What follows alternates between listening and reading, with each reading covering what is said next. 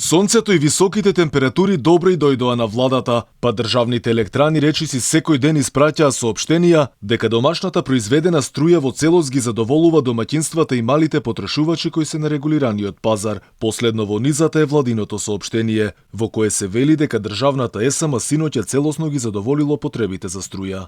АД ЕСМ вчера произведе 11.036 мегават часови електрична енергија, од кои во термоелектраните се произведени 8.780, а во хидроелектраните и во ветерниот парк Богданци 2.256 мегават часови. Од ЕСМ преку владата уште на 26 минатиот месец испратија уште едно соопштение во кое се наведува дека без увоз исклучиво сопственото производство, ЕСМ изминатото деноноќе ги задоволило потребите на струја од домаќинствата и малите потрошувачи. Вакви слични соопштенија следува уште неколку деновиве. Во термоелектраните се произведени 8.824 мегават часа, а во хидроелектраните и во ветерниот парк Богданци произведени се 2.511 мегават часа.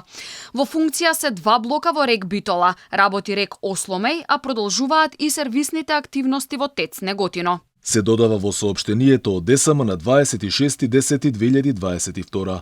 Опозицијската ВМРО ДПМН пак тврди дека владата ја само лажат, односно дека термоелектраните рек Битола и Осломеј работат со половичен капацитет па струја се увезува, што значи дека самостојно електраните не ги задоволуваат домашните потреби. Рек Битола и рек Осломеј заедно имаат инсталиран производствен капацитет од 810 мегавати. Тој капацитет не е искористен ниту половично. Имено на 24 октомври, според јавно достапни информации, се гледа дека во функција биле 361 мегавати, односно 44,6% од инсталираниот капацитет. И во такви слаби услови, термоелектраните произвеле над 70% од домашната струја. И додека владата се фали дека било се под контрола, бизнис секторот повторно е во грч поради најавата за ново поскапување на струјата по Нова година. Цената на берзите постојано се менува, а во споредба со лани таа е повисока за 5 до 10 пати, што за жал директно влијае на ликвидноста на компаниите.